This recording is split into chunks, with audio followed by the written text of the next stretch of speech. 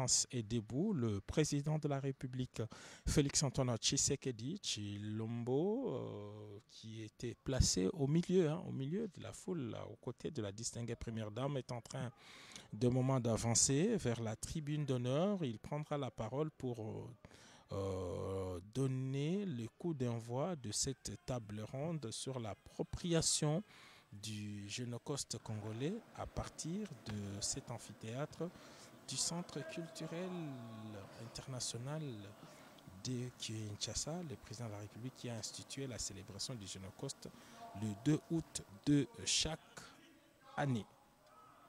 Nous allons donc l'écouter très attentivement. Voilà, c'est la prise de parole du président de la République qui marque en même temps l'ouverture de la table ronde sur l'appropriation du Génocoste. Honorable président, veuillez vous asseoir s'il vous plaît. Honorable président de l'Assemblée nationale ici représenté, honorable président du Sénat ici représenté, Madame la Première ministre, chef du gouvernement, Monsieur le Président de la Cour constitutionnelle et Président du Conseil supérieur de la magistrature, honorables députés et sénateurs, Mesdames et Messieurs les membres du gouvernement, Messieurs les membres des institutions d'appui à la démocratie, Mesdames et Messieurs les membres du corps diplomatique et représentants des organisations internationales accréditées en République démocratique du Congo, Monsieur le gouverneur de la ville de Kinshasa, distingués invités, Mesdames et Messieurs, le 2 août 2023, je présidais, non sans émotion et chagrin, mais surtout avec détermination et résilience, les premières commémorations nationales du Génocoste, journée solennelle dédiée à la mémoire des dizaines de millions de Congolaises et Congolais victimes au cours des dernières décennies d'actes indescriptibles de barbarie et de cruauté. Ces actes, orchestrés par certaines puissances régionales et leurs complices internes, ont été motivés uniquement par leur obsession à exploiter illégalement et contre nos intérêts les ressources naturelles de notre pays, à occuper nos terres par la destruction ou la déportation forcée de certaines communautés locales dans le seul but de déstructurer notre identité nationale. Depuis lors, de Kisangani à Kinshasa et sur l'ensemble du territoire national, notre peuple s'est engagé avec détermination dans une démarche mémorielle, répondant ainsi à un devoir sacré de vérité et de justice. À l'approche des 3e commémorations prévues le 2 août 2025,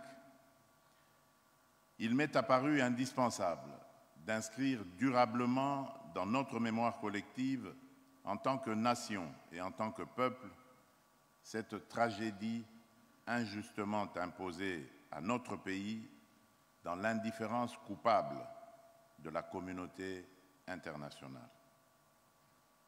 Dans ce même élan, et afin de contribuer activement à l'édification d'une humanité plus civilisée et pacifiée, j'ai confié à la Commission interinstitutionnelle d'aide aux victimes et d'appui aux réformes, la CIAVAR, ainsi qu'au Fonds national des victimes des violences sexuelles liées au conflit et des victimes des crimes contre la paix et la sécurité de l'humanité, le FONAREV, la mission essentielle d'organiser cette réflexion nationale destinée à promouvoir durablement une culture de paix.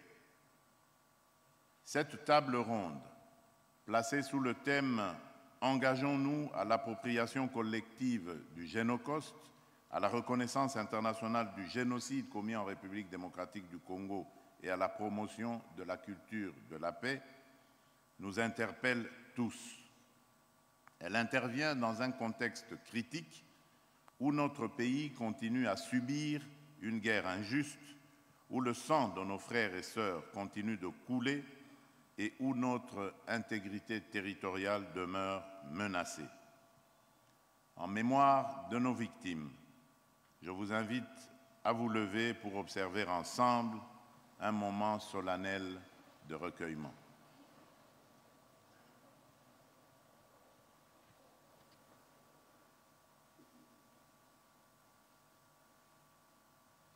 Je vous remercie.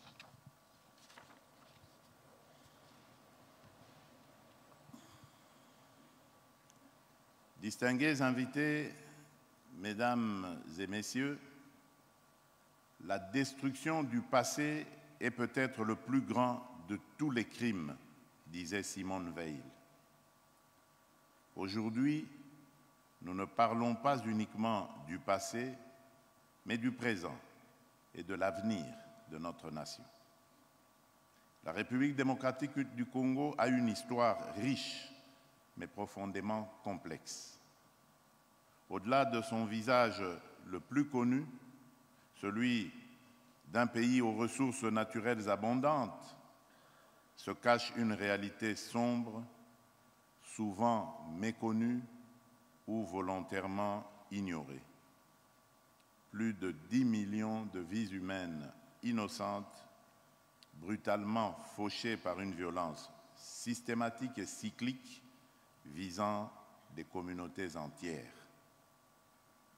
Parmi les exemples les plus tragiquement marquants figurent les massacres perpétrés à Kasika et à Makobola dans le sud Kivu, où plus de la moitié des membres des ethnies Nindu et Lega furent exterminés en un très court laps de temps, avec des actes d'une cruauté insoutenable, tels que l'enterrement de femmes vivantes.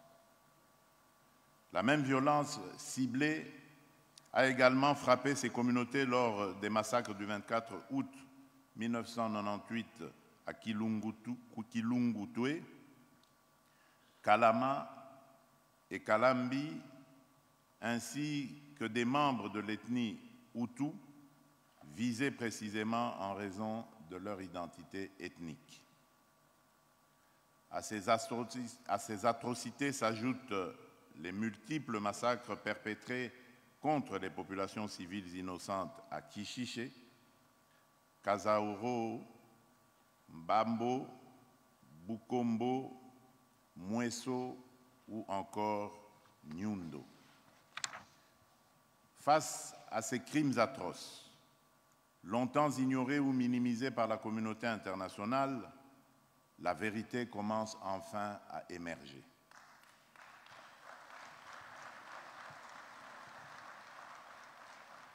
Divers rapports détaillés des Nations Unies, incontestables, ont clairement établi la réalité d'innombrables crimes et des violations massives des droits humains et du droit international humanitaire commis depuis 1993 sur le sol congolais. Ces actes atroces, perpétrés directement ou indirectement par certains pays voisins, en particulier le Rwanda, à travers des forces négatives qu'ils créent, forment, arment et soutiennent, ne laissent plus aucun doute quant à l'existence d'un véritable génocide dans chacun de ces tragiques épisodes. Il est évident que ces massacres s'inscrivent dans une volonté délibérée du Rwanda et des forces négatives qu'il dirige d'anéantir totalement ou en partie des groupes ethniques précis en République démocratique du Congo. Cette détermination est d'autant plus incompréhensible venant d'un pays ayant lui-même subi par le passé les horreurs d'une telle barbarie déshumanisante. Au lieu de perpétuer ces atrocités en d'autres lieux et d'autres époques, ce pays aurait dû logiquement rejoindre les efforts universels visant à promouvoir la paix, la dignité humaine et l'harmonie entre les peuples. Aujourd'hui, les nations prennent davantage conscience que cette tragédie humaine sanctionnant certains hauts responsables au sein du gouvernement et du commandement militaire du Rwanda, ainsi que des responsables du M23 AFC. Je rappelle toutefois que notre combat pour la vérité et la justice est loin d'être achevé. À cet effet, j'annonce la mise en place imminente d'un groupe interdisciplinaire d'experts chargé d'évaluer de manière rigoureuse et systématique les préjudices subis et les pertes humaines liées aux crimes de masse, notamment ceux relevant spécifiquement du génocide perpétré sur le territoire de la République démocratique du Congo.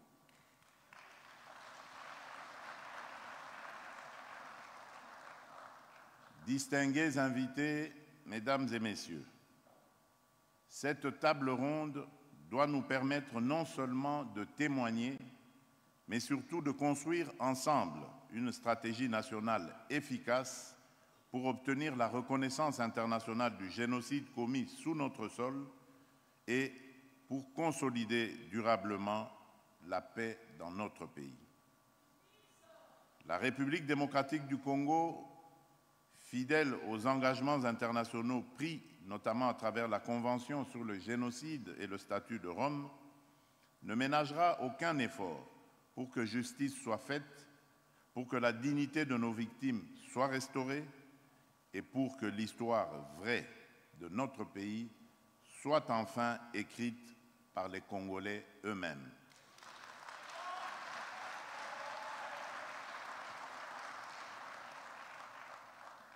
Mes chers compatriotes, notre marche vers la vérité et la paix est semée d'embûches politiques, diplomatiques et idéologiques. Mais elle est nécessaire et irréversible. Elle est portée par la résilience d'un peuple déterminé à triompher des ténèbres pour bâtir un avenir de paix, de justice et de dignité. Et nous devons tous y travailler. En ouvrant officiellement cette table ronde, je nous invite tous à être à la hauteur de cette responsabilité historique. Puisse la lumière de l'espoir éclairer à nouveau nos vies meurtries et que la paix et la justice guident nos pas sur le chemin de la guérison parce que c'est encore possible.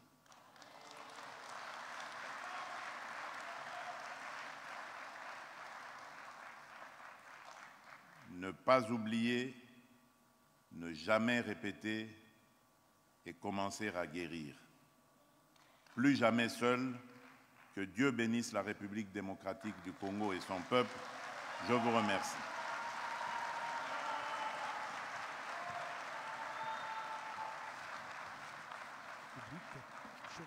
Félix Antoine Tshisekedi Tshilombo à l'occasion de l'ouverture de la table ronde sur l'appropriation du génocide. Prend fin la cérémonie de ce jour. Giscard Koussema. Il ne suffit pas seulement de témoigner, comme l'a dit le chef de l'État, mais aussi et surtout de mettre sur pied une stratégie nationale efficace pour la reconnaissance du génocide en République démocratique du Congo, afin de créer, d'établir une paix et durable. Et voilà l'essentiel de l'adresse du président de la République. Il a même également dit que il se propose de mettre sur pied un groupe d'experts, un groupe de réflexion, n'est-ce pas, pour voir comment mettre sur pied cette...